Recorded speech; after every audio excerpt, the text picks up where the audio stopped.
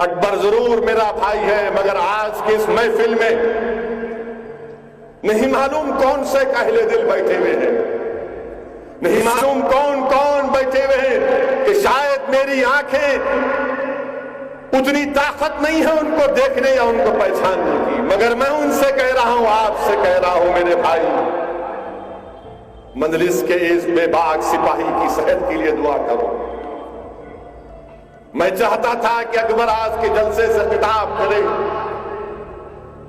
मगर अकबर ने मुझसे कहा कि भाई मेरी तबीयत बहुत खराब है, पेट में बहुत दर्द है। मेरे बाप का मुकाम देता हूं मैं अपने भाई को, मेरा अमीर है मेरा भाई, मेरी जान है मेरा भाई, मेरी शान है मेरा भाई, मेरी इज्जत है मेरा भाई, मेरी आवाज है मेरा सदर, मेरी ताकत है मेरा सदर।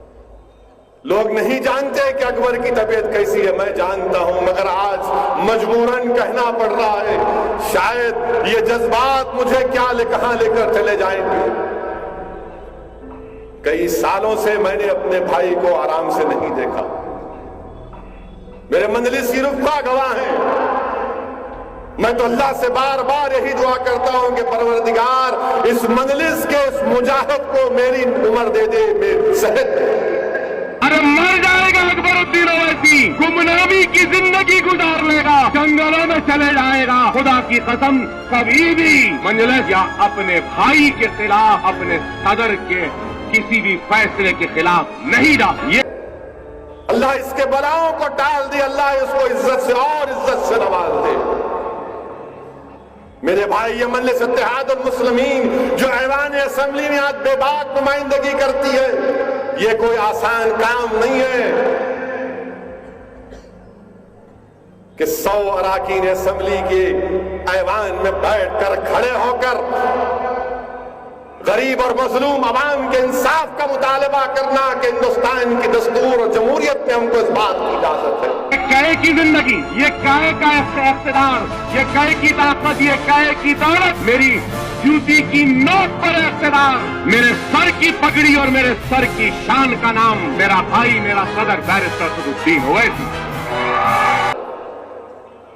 ये काम कामयाबी से हमारे अरकान असेंबली कर रहे हैं, यकीनन इन तमाम को क्रेडिट जाता है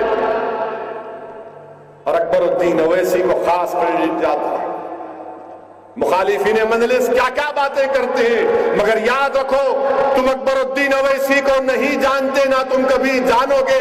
अकबरुद्दीन ओवैसी को जानने वाले बहुत कम हैं, और मैं तो सिर्फ अल्लाह से ही दुआ करूंगा कि अल्लाह इस मर्द मुजाहिद को ऐसी लंबी उम्र दे कि अगर वो असदुद्दीन को उम्र की जरूरत नहीं है, मेरी उम्र इसको दे दे। दुआ करो कि अल्लाह इनको और सेहत दे।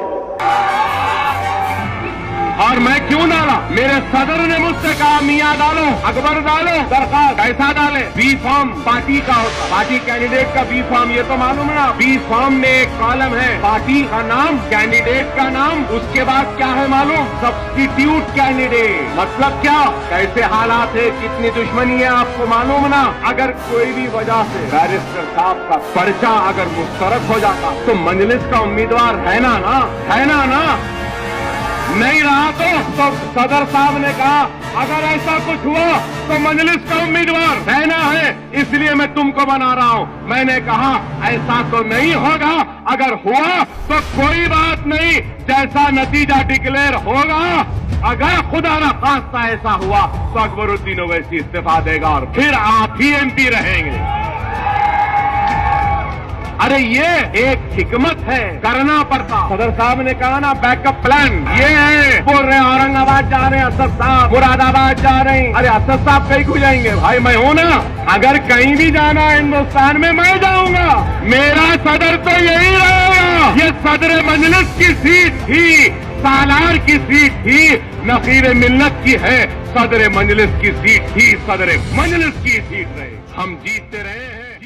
हमारे यहाँ मुख्तलिफ कंपनियों के इलेक्ट्रॉनिक्स और प्लास्टिक के तमाम सामान और फर्नीचर दस्तियाब है। एक मरतबा तशरीफ लाकर खिदमत का मौका दे। प्रोपराइटर हाफिज मदरुल्लाह बेग, अदर Baig, Al Barkat home appliances, furniture and electronics, टायरबोर्ड, दिगलू नाका, नांदेड़।